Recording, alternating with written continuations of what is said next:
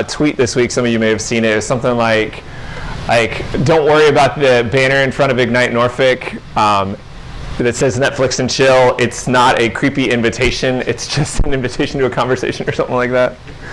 Yeah, so glad you guys are here, that you weren't creeped out.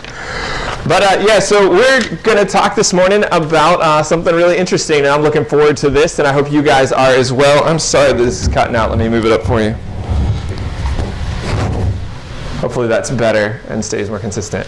All right, so let me begin by asking you all a question, an awkward question.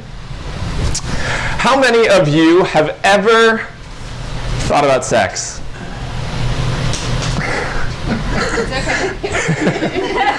All right, so I'm just going to assume, yeah.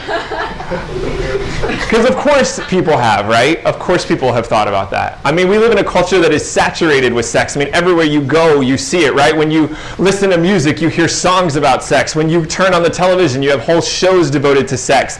If you go get a magazine, it gives you all the tips for how to have the best sex. I mean, it's everywhere around us. In fact, I recently learned that the pornography industry makes more money than the NBA, the NFL, and Major League Baseball combined. Right, so our world is saturated with sex. But let me ask you another question. How many of you ever expect to think about sex in church? All right, so not many, right? Because if you grew up in a church like I did, or maybe you just think about church, a lot of people tend not to think that sex and church really go together. Right? Like, it's just too inappropriate for church. Like, some people would be upset by the fact that I've already said the word sex in church. Like, that's too much for a lot of people. And a lot of churches go about this in a way where they just try not to talk about it. So they think to themselves, like, if we just don't talk about it, then people won't think about it and they won't do it and everybody will stay out of trouble. Or some churches go in the opposite direction and they tell people, look, if you have sex, you will get pregnant and you will die. And so they just scare everybody away from it. I mean, the problem is that if this is how churches talk about sex, then a couple of things happen. Either people leave church feeling so guilty about it that they feel guilty every time they think about it, or they walk away from church thinking this is just ridiculous. And so they go somewhere else looking for what to believe when it comes to sex. So today we're going to try to undo that. All right, today we're going to talk about the thing that churches just don't talk about it. And the good news is actually that the Bible has a lot to say when it comes to sex. I mean, that might surprise you to think that this appears a lot in the Bible, but it's actually all over it. Like, number one, in the very beginning, it talks about how God created sex, which might be weird if you think of God as some like old white guy, but the real God, the God who created the universe and who created you and me, also created sex. In fact, the word sex and conversations about sex happen over 100 times in the Bible. There's actually a whole book of the Bible devoted to conversations about sex and that kind of love called the Song of Solomon. I actually heard somebody in church refer to this as the 50 Shades of Grey of the Bible. And I kind of wish I was kidding. But let's just say I don't read this with my mom. Like, it's just not one of those things. It's pretty intense. And so the Bible clearly talks about this, and it answers this question that a lot of people are asking, and that's, like, does God really care if I have sex? In a world that is filled with so many problems and God's got so much to worry about, does God really care if I have sex? And if so, what should I believe, and what does God believe? So that's what we're going to look at today. We're going to look at what the Bible actually says about sex, and we're going to look at that book of the Bible I told you is so controversial and, filled with this conversation, the book of the Song of Solomon. And so we're going to look at that together, and we're going to answer this question of, does God really care? And if so, what does God believe? And before I take you into it, I want to give you a picture of what this book looks like. It's basically a love conversation between two people, a man and a woman. And they're writing back and forth throughout the relationship, and they're sharing their feelings for each other, and they're sharing their deepest thoughts and their deepest yearnings to one another. And in that, we get this really beautiful picture of what God believes and wants to teach us about sex. And so we're going to look at this together, and I'm just going to take you through it. We're going to skip around, so I'm not going to ask you to pull out Bibles or anything like that, but we're just going to start reading right through it. So let's look at what this says. So this is the man talking to the woman, and look at what he says. He says, "How beautiful you are, my darling. Oh, how beautiful. Your eyes behind your veil are doves. Your hair is like a flock of goats descending from the hills of Gilead. Your teeth are like a flock of sheep just shorn, coming up from the washing. Each has its twin, and not one of them is alone. In other words, girl, you got all your teeth? And I like that. Your lips are like a scarlet ribbon. Your mouth is lovely. Your temples behind your veil are like the halves of a pomegranate. Your neck is like the Tower of David, built with courses of stone, and on it hang 1,000 shields, and all of them shields of warriors. In other words, girl, I like them neck moles. And so he starts to head down. Your breasts are like two fawns, like twin fawns of a gazelle that browse among the lilies. In other words, your chest is like something I would see on a safari. And we're just going to leave that there. Until the day breaks and the shadows flee, I will go to the mountain of myrrh and to the hill of incense. Because you are altogether beautiful, my darling. And here's the line to memorize, gentlemen. There is no flaw in you. And so clearly here's a guy who is in love with a woman, and he is trying to share that love for that woman, and he's trying to communicate that love, and he's trying to initiate that love with her. And this is back in the day where guys had to work for it, right? I mean, you had to write poetically, you had to think about it, you had to really work this out. You couldn't just like text a girl and be like, hey, want to Netflix and chill. You had to do some serious stuff to woo a girl. And the really cool thing about this book is that not only do we get to see his perspective, we get to see her perspective. And so now we're going to hear her voice in this. And look at what she says in response. She says, let my beloved come into his garden and taste its choice fruits. Now that is not appropriate for church. I belong to my beloved, and his desire is for me. Come, my beloved, let us go to the countryside and let us spend the night in the villages. Let us go early to the vineyards to see if the vines have budded, if their blossoms have opened, and if the pomegranates are in bloom. They love pomegranates. And there I will give you my love. For my beloved is mine and I am his. He browses among the lilies until the day breaks and the shadows flee. Turn, my beloved, and be like a gazelle or a young stag on the rugged hills. Now here's the really interesting thing about this passage. I mean, if you read this passage like I read it, there is a lot of energy in this passage. There's a lot of passion in this passage. This is a passage filled with sex, and yet the interesting thing is, never once do they actually say the word, and never once do two people actually connect physically in this, which actually teaches us our first lesson about sex, and it's this. One of the things that God tries to teach us about sex is that sex is so much more than physical. Sex is so much more than physical. Sex is physical, but it's also so much more than physical. And think about it this way. If sex was just a physical thing, then why is it that people get so emotionally attached to someone when they have sex? If sex is just physical, why is it that sex can ruin relationships? If sex is just physical, why is it that someone who is raped or molested can be impacted by that for potentially the rest of their lives? And the reason is because sex is physical, but it's so much more than physical. And it connects with this big, deeper teaching that God teaches us in Scripture, and that's that there is this connection between the body and the mind that exists from the very beginning. And let me show you a passage real quick that talks about this. This is a letter written from a guy named Paul to a church, and he's trying to tell people how to be transformed in their relationship with God. And look at what he says to them. He says, and so, dear brothers and sisters, I plead with you to give your bodies to God. I've got this written out for you in your notes. If you want to underline, give your bodies to God. I plead with you to give your bodies to God because of all that he's done for you. Let them be a living and a holy sacrifice, the kind that he will find acceptable, because this is truly the way to worship him. Don't copy the behavior and the customs of this world, but let God transform you into a new person by changing the way you think. Underline that word, that phrase, changing the way you think. Let God transform you by changing the way you think, and then you will learn to know God's will for you, which is good and pleasing and perfect.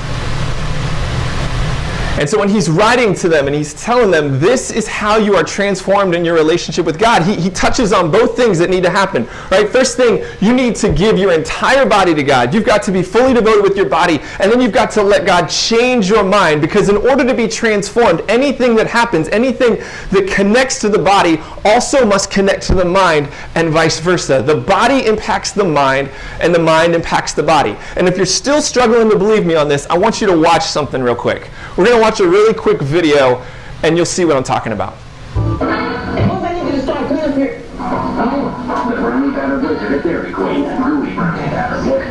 Hey guys, you want to go to DQ? I'll buy you both a blizzard. Okay. Start the car. This is the best idea you ever had. Yeah, I'm recording a cheeseburger one for Dad. The DQ brownie batter blizzard. Now try our new sweet deals value. All right, I want your honest answer. How many of you kind of want a blizzard right now? Or ice cream? Yeah. And for those of you who don't have your hand up, I just need you to know that lying makes baby Jesus cry. So, right, but something happens, right? We saw that it happened to the mom in that commercial, right? She saw this commercial, and all of a sudden she needed to go to Dairy Queen. Because when it hit her mind, things started happening in her body. All of a sudden, her mouth started watering, her stomach started rumbling, her feet started moving. She didn't even know what was happening. And next thing she knew, she was headed to Dairy Queen. Because what happens in the mind impacts the body, and what happens in the body impacts the mind, and it's the same way when it comes to sex. I mean, one of the things we talked about last week is we said that, look, when you start treating relationships like games, you start treating people like objects. And that's what this is talking about. Because when you start physically treating relationships, when you start physically treating sex like a game, when you start acting that way with your body, things start happening to your mind. And what you're doing with your body physically starts to impact the way you see people in your mind. All of a sudden, people aren't relationships. People aren't somebody who's God's child. People are who I want to hook up with next, or who can make me feel better, or who looks good. Because what happens in the mind impacts the body, and what happens in the body impacts the mind. But the reverse is also true, right? If you start seeing people differently, if you look at people and instead of saying that's somebody I want to hook up with, you say, oh, that's a child of God, that's a brother and sister in Christ, that's somebody's son, that's somebody's daughter. What happens in your mind impacts what you do with your body. Because the body impacts the mind, and the mind impacts the body. That's why there's no such thing as, just sex.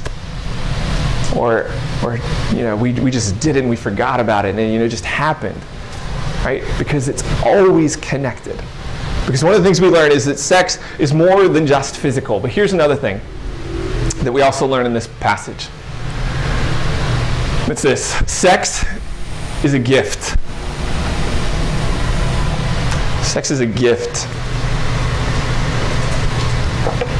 One of the things I said to you guys last week, one of the things I shared with you was that when, before Leanne and I were even dating, we came up with this list, or she came up with this list of things she was looking for in a guy she was going to marry, and she shared that with me, and I shared it with you. And if you remember, number 4 on that list was that she wanted someone who was willing to wait until marriage before having sex. And that was actually something I was looking for, but I imagine that for a lot of people in here, they were like, are you serious? Like that's a thing? Like, are you guys Amish? Like, what? Why would you ever do that? And so I think it's only fair to share with you why we did that, right? And I want you to know as I go into this, that this is in no way to be like, look at Leanne and I and how great we are and we're so much better than everybody else. And my goal here is not to make anybody feel guilty if this is not something you've done. It's nothing like that, but it's to explain to you why we made a decision like that. And it came from not just practical reasons, but also from what we know and what we believed about what God thinks about sex. And so here's why we waited. One of the reasons we waited is that we wanted something unique. We wanted something unique. We wanted something in our relationship that only the two of us would ever share with one another.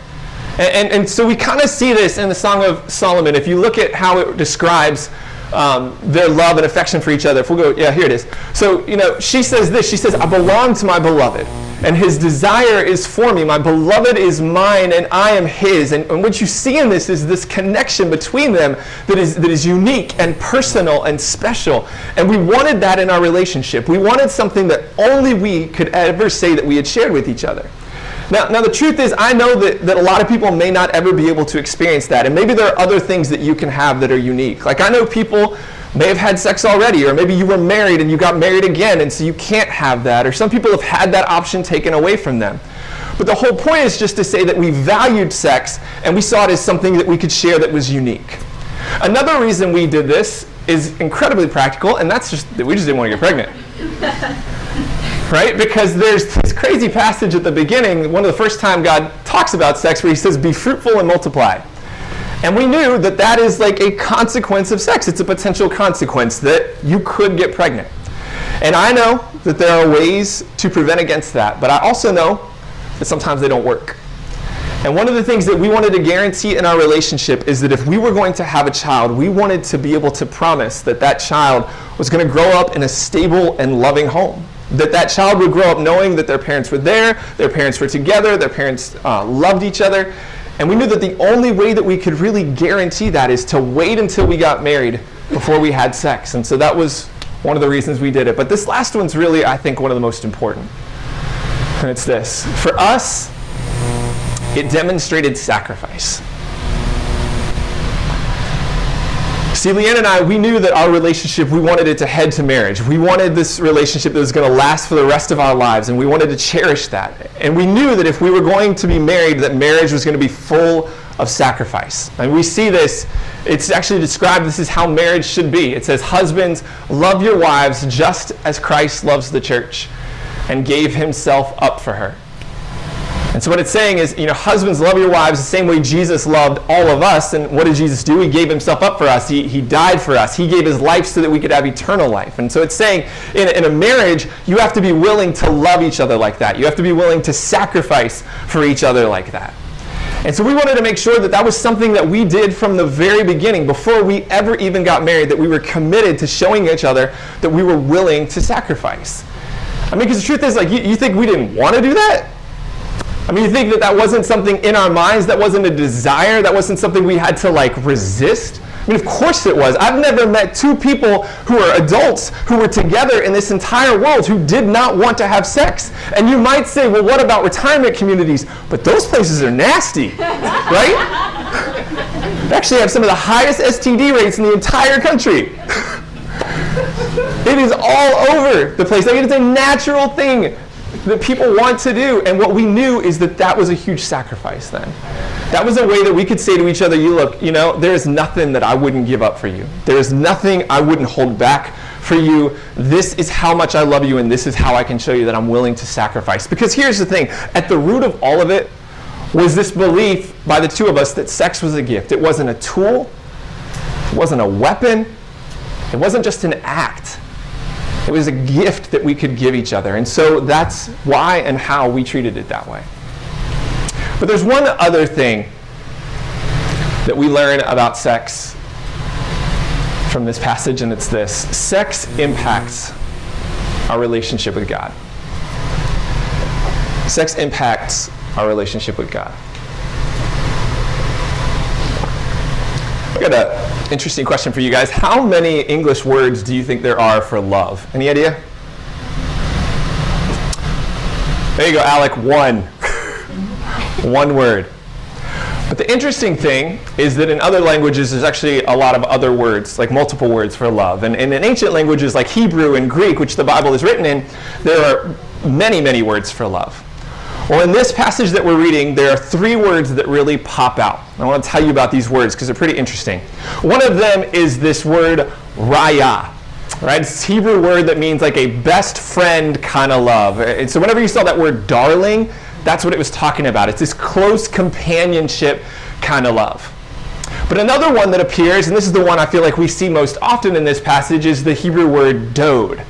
And it means like a physical, sexual, intimate form of love. This like can't keep your hands off of each other kind of love. But here's where things get really interesting. There's one other word that appears a lot in this whole book and in these passages we read. And that's this ancient Hebrew word called ahava. And what this oftentimes means is like God's love for us and our love for God. It's a really unique kind of love. And so we see it in this like ancient passage where it says, love the Lord your God with all your heart and with all your soul and with all your strength. Ahava, the Lord your God. Love your God with this very unique kind of love that exists between us and God. But here's the really curious thing about this. The word ahava also can have another meaning. It can also mean love in the same way that dode does, a intimate sexual sort of love, like in this passage from Song of Solomon. Oh, how beautiful you are, how pleasing, my love, how full of delights. It's this very intimate sort of love. What's so interesting about this is that this one word shows us that there is an unbreakable connection between sex and God.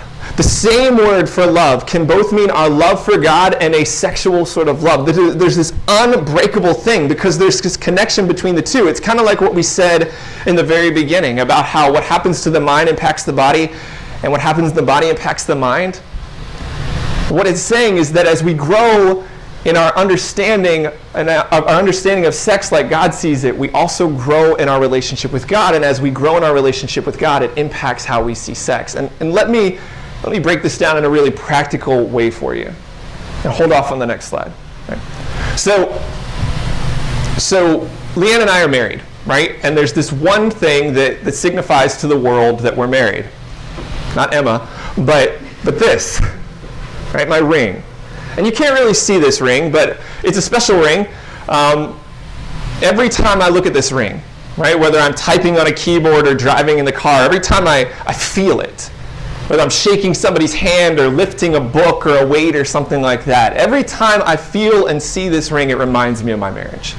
It reminds me of this life that I have, this amazing wife, this beautiful daughter, this wonderful world I get to live in every single day.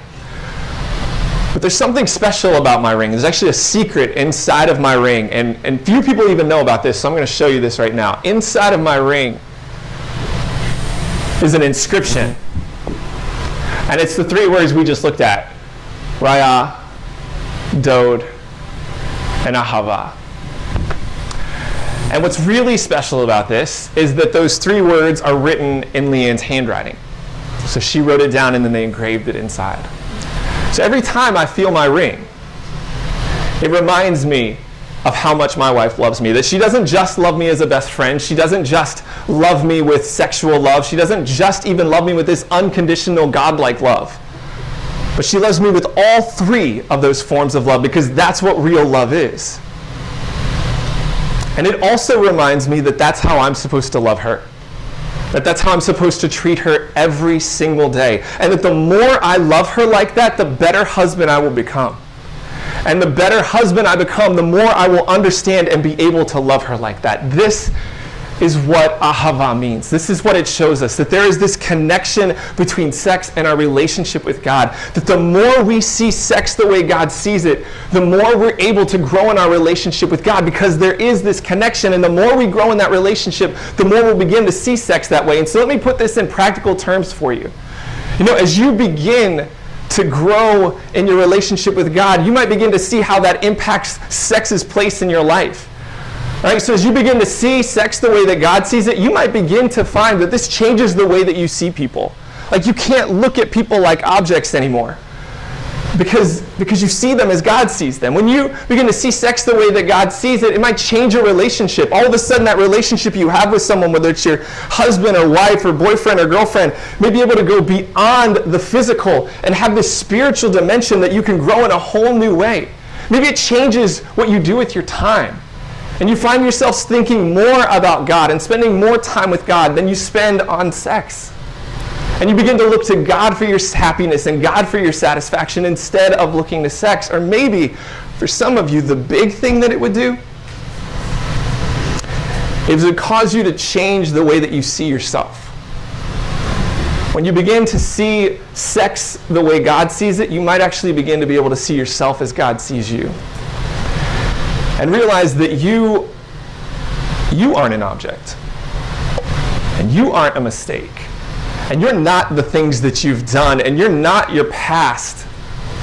But you are a child of God, and that makes you beautiful and precious and worthy in the eyes of God. Because the truth is, in the end, that God is not telling us, don't ever have sex. But God is saying, have sex, but have real sex. Have sex the way that I created it to be. Have sex that is more than just an experience, more than just an act, but sex that has love in all sorts of forms. Have sex in a way that gives life to you. It is sex that treats sex like a gift. Have sex in a way that I created it to be so that you can fully experience what this is. And so the question that I have for you as we kind of begin to